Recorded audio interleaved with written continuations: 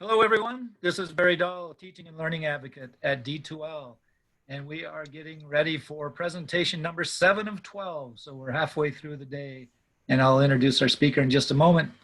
Some of you have been joining us previously today, but if in case you haven't been, let me just to give you a couple of pieces of info. This is our first ever worldwide connection, and first time we've done this totally online. We do anywhere from 10 to 15 of these, typically face-to-face each year. So 12 presentations throughout the day. There is a chat window you may want to have open. There's also a Q&A window. And especially if you have a question for today's presenter, it would be great if you use the Q&A pod because it's a lot easier for me to keep track of them if the chat window gets crazy like it has been in most of these. We are giving away some prizes like we do in our face-to-face connection events. So there will be a random prize drawing for everybody who's online at the 15-minute mark. And then also as we near the end, before we wrap up, I'll have a trivia question, and that will be for a different or another prize package. All sessions are recorded today. You will be getting a link in an email to a page, but it is you'll end up going to that same page that I linked to earlier with John Baker's welcome video. You can find that in the chat. I will put it again in the chat because that's where you'll find all the stuff in the next day or two once we get everything organized, and we should be ready to go. And so with that, I would like to turn it over to our guest presenter, Pam Whitehouse from Tennessee Board of Regents. Take it away, Pam.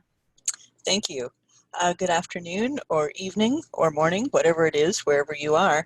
I've noticed we've had people from all over the place. I am going to talk about small signposts, if I can get my, there. Couldn't get the slides to work. It froze up on me. So I'm Pam Whitehouse. I'm a senior instructional designer at the Tennessee Board of Regents with Tennessee eCampus in Nashville, Tennessee. And I have about 20 years or more, maybe, of experience teaching in higher ed.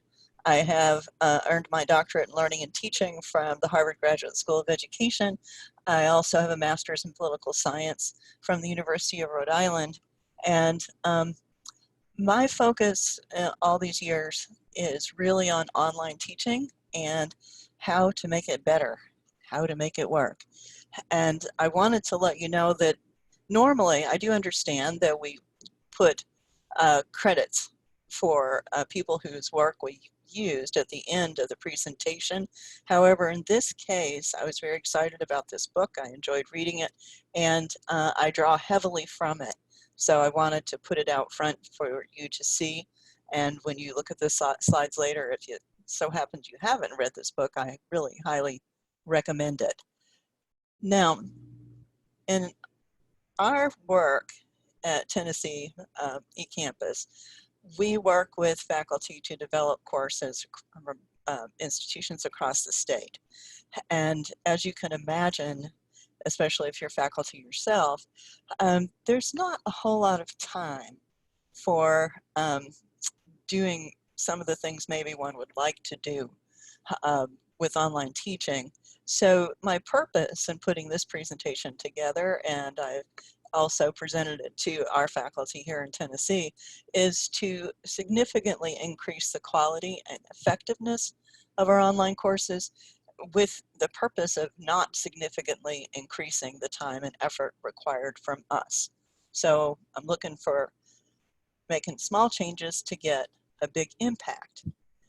And as all good instructional designers do, I have to have learning objectives. And so here are mine. This is what I hope we will walk away with from this talk, is be able to apply current research from the learning sciences to create small teaching activities to engage students, and effectively use universal design principles for learning to provide multiple entry points for teaching and learning, and to help students and instructors begin with the end in mind through reflective practice. And one of the nice ways of starting a course is to require a low stakes graded task at the beginning. I know a lot of people like to have students perhaps search their way through the course and fill out and answer questions, using a quiz. I would suggest that you could consider a short writing assignment and ask students to write briefly in their own words the purpose of the final assessment of the course. And I have found that what happens is when students do that, it forces them to take a more global view of the course and why they're there, and it gives faculty insight into what students think they're doing there and what they're expecting to learn, what they think they should be learning. And so why would I do that then is there's some good research out there saying that students receive significant cognitive benefits from trying to learn tasks before they're ready to, before they actually have the knowledge. And that unsuccessful attempts to solve a problem encourage deep processing of the answer when it is later supplied. And as I said, the students get a stronger sense of the instructor presence through feedback, and the instructors get a stronger sense of where students are in their understanding of the course. And so that's the type of thing that can be done very quickly, especially if you limit to a couple of paragraphs. Then it doesn't take much time to go through. And if you keep it low stakes so that students get a few points for pretty much just doing it rather than getting really formal in the way that you approach it, it won't take long at all. Now, to add reflective practice is a really interesting kind of process, especially online.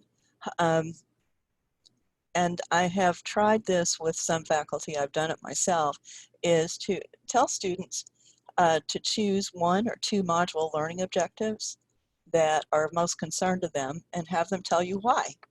And this can actually just be done in an email. You really want it to be informal and reduce stress. I will tell you that this is most popular with science and engineering courses. The issue is that the feedback you can give quickly, but it allows you as the instructor to be reflective about what students are most worried about, as well as reinforce your own online presence so the students feel you. Reflection is a significant part of making learning durable.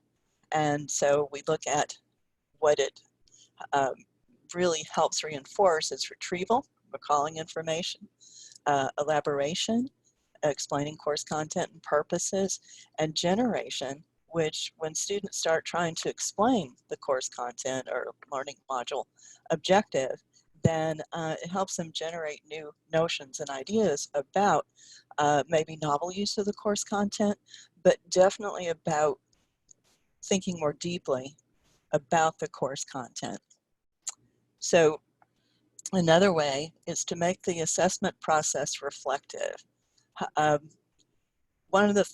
We use multiple choice quizzes all the time, especially in online courses. And I got this idea actually from a teaching letter that I received, but the teachers allow students to copy their wrong answers into a document, and then they can rewrite the question so that their answer is correct.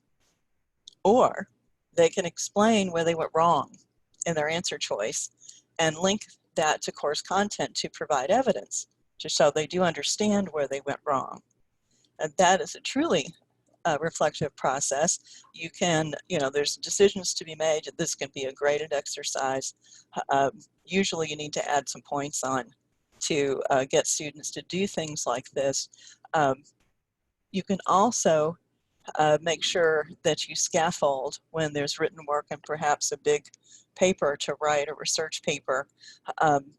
I have noticed in my own experience what happens is if I scaffold, if I have students do things in stages, the writing in stages, stating their purpose, writing a thesis statement, and I grade all those separately, it seems like a lot of work at the time.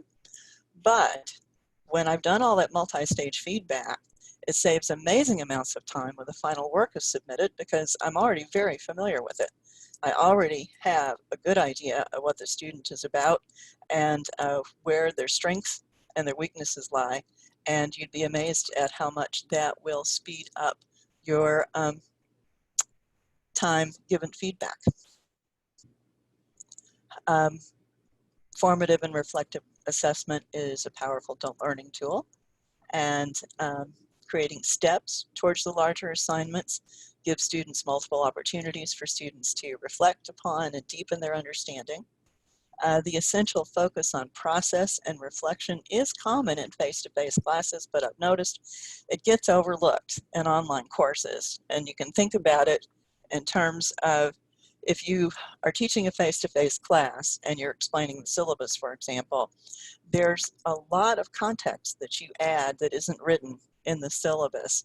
And when you look at posting your syllabus in your online course without all that context around it, then it becomes apparent that it's really important to provide students multiple opportunities to get feedback, to provide feedback, and to explain what they're doing in the course. So I would highly suggest this one. And then to enhance student engagement, it's really tough. There's an art to getting an asynchronous discussion to be meaningful and effective. One of the things that does sometimes make people cringe, but if you give discussion highlights at the end of a discussion, then you can recognize students who have made substantial contributions to the discussion. You, more importantly, in my mind, is you can highlight the important ideas and concepts that are relevant to the content, and that kind of turns it into an instant study guide for students. It also gives you as the instructor the opportunity to see where the students are in their thinking and whether you need to be doing something about helping them get caught up if they're not quite there. So reinforcing student learning, serving as a study guide for students, and increase student motivation to write a post that would get a highlight, and to help students get the key takeaways in the online course, essentially as you would do in a face-to-face class. I find when I do this, I usually run a discussion for a week before we move on to the next topic. And it takes, let's see, I would say most of my discussions, once they really take off, I might have 100 posts or better. It takes me about 15 minutes to run through and grab, copy and paste some of the most important parts and give the student credit for having written about it. So it does turn out to be highly motivating without taking a whole lot of your time. And one of the other problems I've noticed in online courses is making the process visible. So starting with the end in mind, as we talked about at the beginning, a reflective process is often the missing part of online teaching, such as asking students to rewrite test questions so they would be correct, or to explain why they now know it was wrong.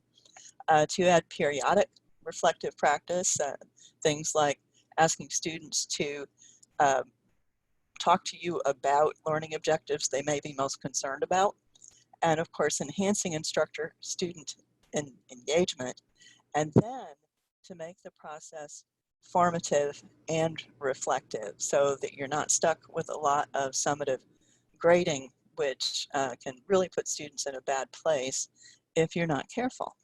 So there we go.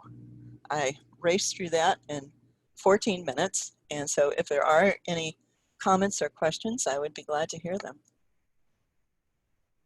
Well, Pam, there are a couple. So Gloria is asking, how can you ask students to complete a small assignment about what is the point of a module if you don't use modules? So she uses weeks Oh, instead of yeah, modules. well, Will it work the same way? no, it would not. What you can do is, if you're not going to use, if you don't use modules, then you can choose a content topic that you have and ask students to explain of what it is they, what's key to learn from there, and let them wrestle with the ideas, because the point is to get them to wrestle with the idea of how and why I'm doing this. And the more they think about it, the more they open doors in their own minds on how they might progress through the course, and of course to be more mindful. So that would be my advice, is if you don't use modules, it's really not a problem. And I don't say that you have to do all of these things.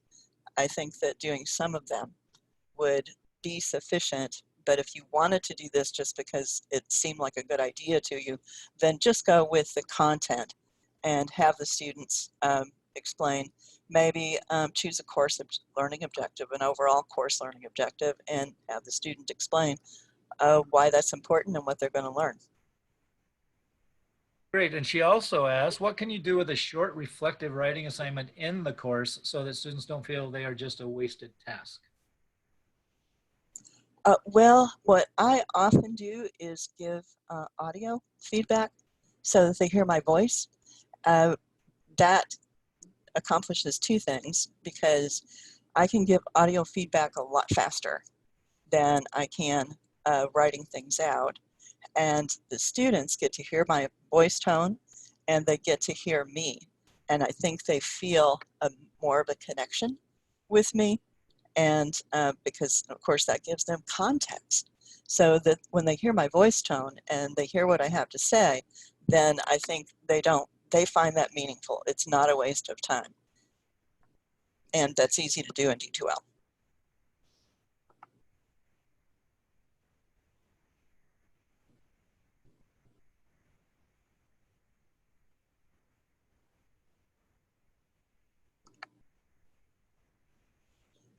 Okay, Barry, do we have anything else? Oh, yeah, I was speaking. I was just muted. I'm having quite a day here. Oh, I couldn't hear you. I'm sorry. No, of course you couldn't. Nobody could hear me except my cat sitting right next to me, and he was giving me a strange look. Oh, And so we do have at least one more question, but while we're waiting for maybe a second and third to come in, a quick pause here so we can determine some prize winners. If you could give me a number between 1 and 138. oh my. 74. 74, okay. And then I have a poll question, which is a trivia question. And so Pam is from Tennessee Board of Regents. Tennessee shares a border with more than just a couple of states. So this may be the hardest trivia question of the day. That's just kind of my guess. We'll see what percentage can get this question right. I'm going to ask you which of the states listed. There's only one. One state listed does not share a border with Tennessee.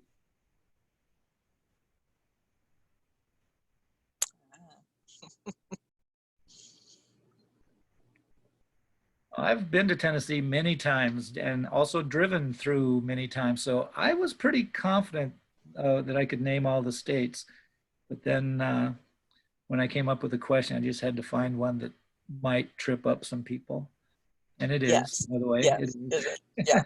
I thought it might. Okay, and so I'm going to go ahead and end the polling. If you haven't answered, that's too bad, because we do have people who made the correct answer. And the first one who answered it correctly, which I don't know yet, I'll be able to figure that out later, will win a prize package. The correct answer is South Carolina does not share a border with Tennessee.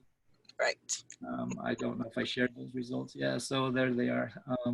Yeah, so actually Missouri and Virginia were more popular choices. They were wrong, but they were more popular. Yeah. All right, so just a couple more questions here, Pam, before we wrap up. Adam is kind of giving a suggestion. Don't you think we can always ask the students to end the discussion post with a question to push the discussion further if the discussions are not graded? What other techniques can we use in this case to engage more students in discussions? Well, some of it, well, I agree that if you ask students to end with a question, then that can be a good tool to increase the amount of discussion, but you have to watch out. What I've found is you need to model the type of questions at first. Normally what I do in the first 2 or 3 weeks of class is I model for students what a good post looks like, and if I'm asking them to end with a question, then I model the type of question. Otherwise, you may end up with, don't you think we should do things this way? In other words, you get a yes or no answer, and you want to get away from that.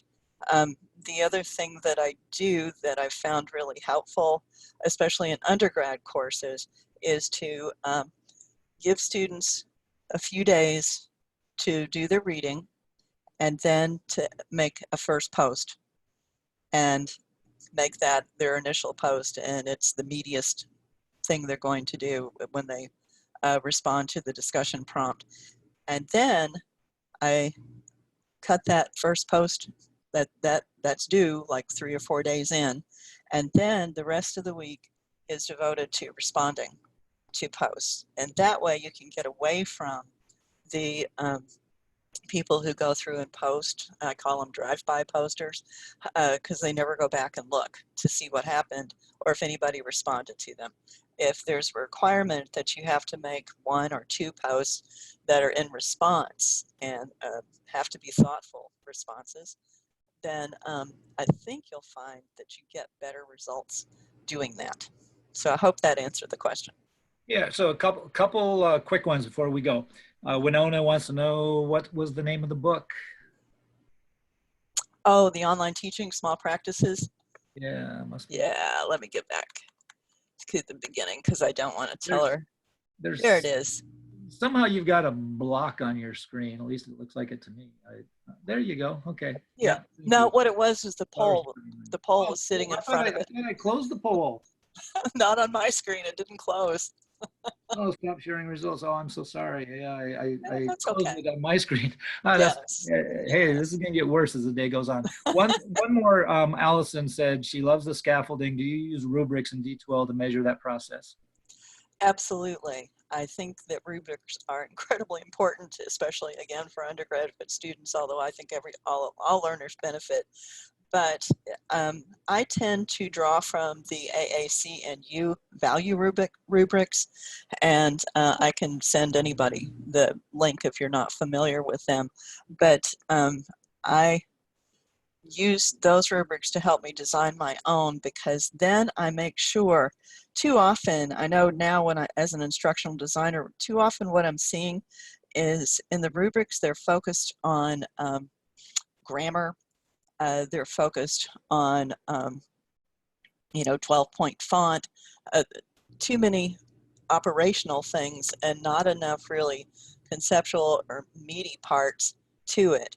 And so I strongly advise using the AAC and U value rubrics as a guide to help you create your own effective rubrics, and ones that help you focus on content and quality of content, and to help students understand this is what you're looking for. Yes, it's important to get things in the right format, but it's even more important, in my mind, that you wrestle with the ideas and you come up with a good piece of writing. So a rubric will really get you there, and consistently. Yeah, thank you, Pam. Yeah. So we are going to wrap because we have another one that starts in 7 minutes. Oops. And so I want to thank you so much for your time and expertise, and I'll give you the last word. I want to thank everybody for attending today. And the only weird thing is I wish I could have heard your voices too, but otherwise it was really fun, and thank you. All right. Take care, everybody. Thanks a lot. Thanks. Bye-bye.